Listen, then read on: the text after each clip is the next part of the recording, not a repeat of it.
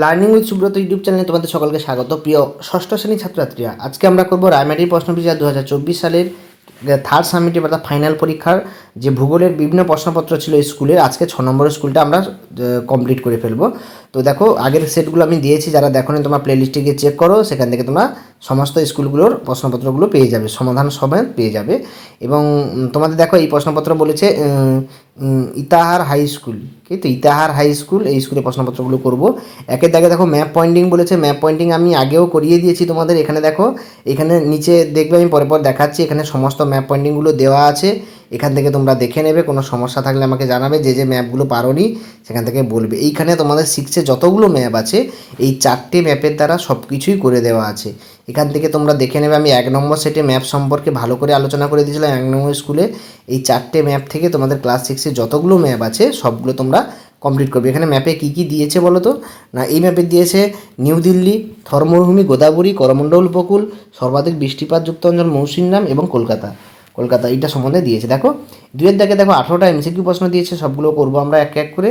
প্রথমে দেখো কি বলেছে, না উত্তর ও দক্ষিণ গোলার্ধ নির্ণয় করা হয় কি? নিরক্ষরেখা দ্বারা। মূলবদ্ধ রেখা লন্ডন শহরের উপর দিয়ে গেছে। ভারতের প্রমাণ সময় নির্ণায়ক দ্রাঘিমা হলো 82 ডিগ্রি 30 মিনিট পূর্ব। পৃথিবীর আবর্তন বেগ সবচেয়ে বেশি হচ্ছে নিরক্ষরেখায়। কার্যকরী সৌরবিকিরণ পরিমাণ হচ্ছে কোনোটাই নয়। সমভাবাপন্ন জলবায়ুর স্থানে উষ্ণতার প্রসার হয় কম। অ্যাসিড বৃষ্টির ফলে এখানে দিয়েছে, দেখো অ্যাসিড বৃষ্টির ফলে জলে মেশে কি না ক্যালসিয়াম কার্বনেট। অপ্রচলিত শক্তির উৎস হচ্ছে জোয়ার ভাটা। ভারতে অবস্থিত হিমালয়ের সর্বোচ্চ শৃঙ্গ হচ্ছে কাঞ্চনজঙ্ঘা। সিংকোনা গাছ দেখা যায় প্রধানত পশ্চিমবঙ্গের দার্জিলিং জেলায়। নবীন পলি মাটিকে খাদার বলে। তুমি সুন্দরবন অঞ্চলে বেড়াতে গেলে কোন ধরনের উদ্ভিদ দেখতে পাবে? লবণাম্য উদ্ভিদ। সুন্দরবন অঞ্চলে কোন উদ্ভিদ দেখা যাবে? লবণাম্য উদ্ভিদ। তারপরে বলেছে, দেখো কোন মাটিতে তুলো চাষ ভালো হয়? উত্তর হবে কালো মাটি। আখ উৎপাদনে ভারতের প্রথম রাজ্য কোনটি? উত্তরপ্রদেশ। পৃথিবীর প্রাচীনতম মানচিত্র আবিষ্কার হয় কোথায়? না ব্যাবিলনে। মানচিত্রের অপরিহার্য একক হচ্ছে স্কেল। পশ্চিমবঙ্গ ছাড়া ভারতের কোন রাজ্যের প্রধান ভাষা? বাংলা। ত্রিপুরা।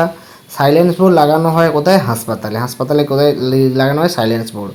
তারপরে প্রশ্ন বলে, দেখো সমস্ত অক্ষরেখাগুলো, এখানে শুদ্ধ অশুদ্ধ, সমস্ত অক্ষরেখা সমান ভুল, সমস্ত অক্ষরেখাগুলো অসমান।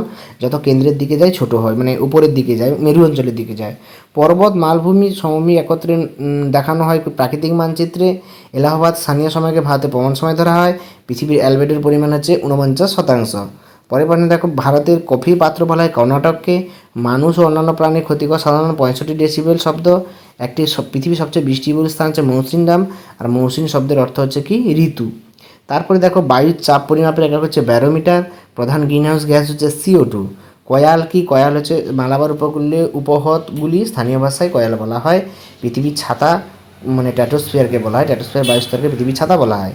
এরপরে ডির দাগে দেখো, বাম স্তম্ভের সঙ্গে ডান স্তম্ভ মিলন দিয়েছে, তুষারপাত হয়। অধক্ষেপণ এখানে নর্মদা হচ্ছে অমরকণ্টক। জাতীয় উদ্যান কাজিরাঙ্গা এবং গারো হচ্ছে মেঘালয় হচ্ছে গারো উপজাতি।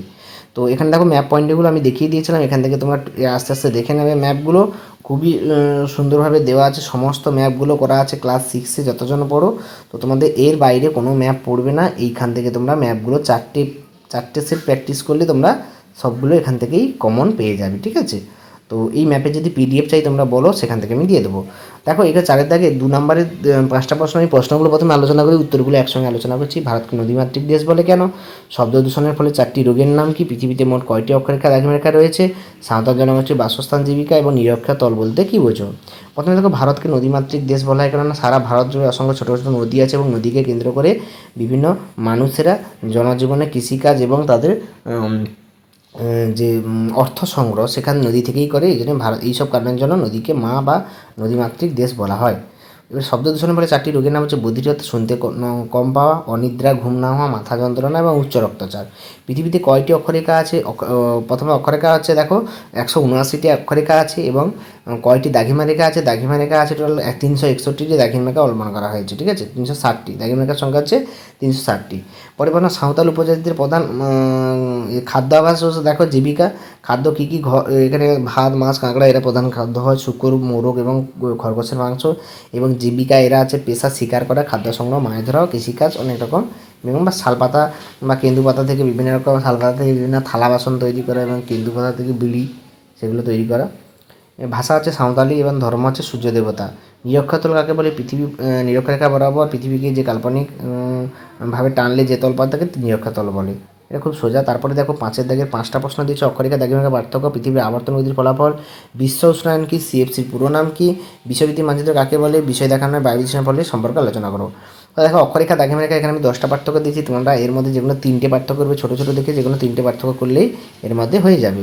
এরপরে দেখো কী বলছে, পৃথিবীর আবর্তন গতির ফলাফল, পৃথিবীর আবর্তন গতি বলে কী কী হয় না, দিন রাত্রি হয়, তারপরে আছে তাদের সময় গণনা করা হয়, উষ্ণতা হ্রাস বৃদ্ধি হয়, নিয়ত বায়ু সমুদ্রের সাথে গতিবিক্ষেপ হয়, জোয়ার ভাটা হয় এবং পৃথিবীর আকৃতি পরিবর্তন হয়, সূর্যোদয় সূর্যাস্ত হয়। তারপরে প্রশ্ন বলেছিল বিশ্ব উষ্ণতা গ্লোবাল ওয়ার্মিং, দেখো এখানে দেওয়া আছে সারা পৃথিবীতে যে দূষণের ফলে যে পৃথিবী উষ্ণতা ধীরে ধীরে বাড়ছে এবং কোন কোন গ্যাসের জন্য বাড়ছে, গ্রিন হাউস গ্যাসগুলো সেখানে দেওয়া আছে, তাই গ্লোবাল ওয়ার্মিং বলে। সিএফসির পুরো নাম হচ্ছে ক্লোরোফ্লুরোকার্বন। বিশ্বব্যাপী মানচিত্র কাকে বলে এখানে দেওয়া আছে। এবং তারপরে প্রশ্ন হলো কী কী বিষয় দেখানো হচ্ছে না, এখানে ভূপ্রাকৃতিক, জলবায়ু, মাটি এবং কৃষি, বাণিজ্য, শিল্প, পরিবহন, এইগুলো হচ্ছে বিষয়। বিশ্বভিত্তিক মানচিত্রের বিষয়গুলো হচ্ছে এইগুলোকে বিশ্বভিত্তিক মানচিত্রের বিষয় বলা হয়। এবং উদাহরণ হচ্ছে নদীমাতৃক মানচিত্র, আবহাওয়া মানচিত্র, জনসংখ্যা মানচিত্র। এবং উদ্দেশ্য দেওয়া আছে বিশ্বভিত্তিক মানচিত্রে। এবারে বলছে বায়ু দূষণের ফলাফল বা ক্ষতিকর প্রভাবগুলো দেখো এখানে, মানুষের উপর প্রভাব, উদ্ভিদের উপর, পশু পাখির উপর প্রভাব, বিশ্ব উষ্ণায়ন, ধোঁয়াশা, ওজোন স্তর হ্রাস, অম্লবৃষ্টি প্রভৃতি। এরপর দেখো 6-এর দাগের 5 নম্বরের যে প্রশ্নগুলো দিয়েছে তার মধ্যে 4টে প্রশ্ন দিয়েছে। আবহাওয়া জলবায়ুর উপাদান কি, বায়ুমণ্ডল কীভাবে উত্তপ্ত হয়, আর ভারতের ভূপ্রকৃতির ভাগগুলো, গঙ্গার গতিপথ, আর প্রধান খাদ্যশস্য ধান ও গম উৎপাদক রাজ্য, ধান উৎপাদনে বিভিন্ন রকম অনুকূল পরিবেশ এবং উপকূলীয় সমভূমি অঞ্চলের শ্রেণীবিভাগ। প্রথমে আবহাওয়া জলবায়ুর উপর যে উপাদান, যে সেগুলো উপাদানগুলো কী কী, উষ্ণতা, আর্দ্রতা, বায়ুচাপ, বায়ু প্রবাহ, মেঘাচ্ছন্ন, অদক্ষেপণ, ঠিক আছে। আর কী কী পদ্ধতিতে এই বায়ুমণ্ডল উত্তপ্ত হয় সেগুলো এখানে দিয়েছে। দেখো 4টে পদ্ধতি দিয়েছে, বিকিরণ পদ্ধতি, পরিবহন, পরিচলন, এই 5টা তাপ শোষণ এবং অ্যাডভেকেশন পদ্ধতি, ঠিক আছে। এখানে 5টা পদ্ধতি দেওয়া আছে, এখান থেকে তোমরা লিখে নেবে, ঠিক আছে। এর পরের প্রশ্ন কী বলেছে দেখো, এর পরের প্রশ্ন বলছে ভূপ্রাকৃতিক বৈচিত্র্য কয় ভাগে ভাগ করা যায়, ভারতকে কয় ভাগে ভাগ করা যায়, যে এখানে 5 ভাগে ভাগ করে, উত্তর পার্বত্য, উত্তর নদীগঠিত সমভূমি, উপদ্বীপীয় মালভূমি, পশ্চিমে মালভূমি, উপকূলীয় সমভূমি। বলছে গঙ্গা নদীর গতিপথ বর্ণনা করে। এখানে দেখো গঙ্গা নদীর গতিপথ আমি আগে বিভিন্ন সেটগুলোতে আলোচনা করে দিয়েছিলাম, এখান থেকে তোমরা দেখে নাও গতিপথটা কোথা থেকে, না গঙ্গোত্রী হিমবাহ গোমুখগুহা থেকে উৎপন্ন হয়ে মধ্যগতি, নিম্নগতি এবং উচ্চগতি কোথা থেকে কোথায় পর্যন্ত গেছে সেখান থেকে দেখে নাও। এবং তার তীরবর্তী অঞ্চলে যে শহরগুলো হরিদ্বার, দেরাদুন, এলাহাবাদ, কানপুর, বারাণসী, পাটনা, কলকাতা, এগুলো দেখে নাও। ভারতের 4টি ধান উৎপাদক রাজ্যের নাম হচ্ছে পশ্চিমবঙ্গ, অসম, বিহার, তামিলনাড়ু এবং হচ্ছে গম উৎপন্ন উত্তরপ্রদেশ, পাঞ্জাব, হরিয়ানা, বিহার। ধান চাষে অনুকূল পরিবেশ দেখো, উষ্ণতা কত লাগবে, 22 থেকে 30 ডিগ্রি সেলসিয়াস উষ্ণতা, বৃষ্টিপাত 150 থেকে 200 সেমি, আর্দ্রতাও লাগবে, ভূমির প্রকৃতি মৃত্তিকাও লাগবে, উর্বর পলি মাটি ধান চাষের পক্ষে ভালো, এবং শ্রমিক লাগবে, মূলধন পয়সা লাগবে, আধুনিকরণ, পরিবহন এবং যন্ত্রপাতি লাগবে ধান চাষের জন্য। পরের প্রশ্ন হচ্ছে ভারতের উপকূলীয় সমভূমি অঞ্চলে বর্ণনা দেখো, উপকূলীয় সমভূমি অঞ্চলে গুজরাট উপকূল, কঙ্কন উপকূল এবং পূর্ব উপকূলে বিভিন্ন সমভূমি আছে, তামিলনাড়ু, অন্ধ্রপ্রদেশ, উৎকল উপকূল প্রভৃতি। এখানে দেওয়া আছে উপকূলীয় সমভূমি। এখানে উপকূলীয় সমভূমি ম্যাপ দিয়ে বোঝানো আছে যে কোথা থেকে উপকূলীয় সমভূমিগুলি বিস্তৃত। তো তোমাদের আজকে আমরা ভূগোলের এই স্কুলটা কমপ্লিট করলাম। পরের ক্লাসে আমরা এর পরের স্কুল নিয়ে আলোচনা করবো, অর্থাৎ তোমাদের এই ক্লাসে আমরা 6 নম্বর স্কুলটা নিয়ে আলোচনা করলাম, পরের ক্লাসে আমরা 7 নম্বর স্কুলটা নিয়ে আলোচনা করবো। যারা চ্যানেল নতুন তোমরা সাবস্ক্রাইব করো, লাইক করো, শেয়ার করো বন্ধুদেরকে, এবং কোনো সমস্যা থাকলে কমেন্ট বক্সে লেখো। কোনো প্রশ্নের উত্তর যদি কোনো সমস্যা থাকে তোমরা কমেন্টে জানাবে, অবশ্যই তার উত্তরগুলো দেওয়ার চেষ্টা করবো। তোমাদের ক্লাস 6-এর সমস্ত বিষয়ের বিভিন্ন প্রশ্নপত্রগুলো সমাধান করা আছে এই চ্যানেলে, প্লেলিস্টে গিয়ে চেক করো, সেখান থেকে সবগুলো পেয়ে যাবে। সকলকে ধন্যবাদ, দেখা আছে পরের ভিডিওতে। পরের 7 নম্বর স্কুল নিয়ে আলোচনা করবো। সবাই ভালো করে পড়াশোনা করো, ফাইনাল পরীক্ষার জন্য ভালো করে প্রিপারেশন নাও। আমি খুব স্পিডে ভিডিওটা করলাম, কারণ অনেকে কমেন্ট করেছিলেন যে আস্তে আস্তে কেন স্পিডে যাতে পড়ানো হয়, কারণ এখন 2024 সাল, এখন 5G চলে এসেছে, প্রত্যেকে স্পিডে দৌড়তে হবে, কেউ কেঁচোর গতিতে এগোবে না, সব চিতাবাঘের মতো দৌড়বে, তবেই তোমরা জীবনে সাফল্য পাবে। সকলকে ধন্যবাদ, দেখা হচ্ছে পরের ভিডিওতে।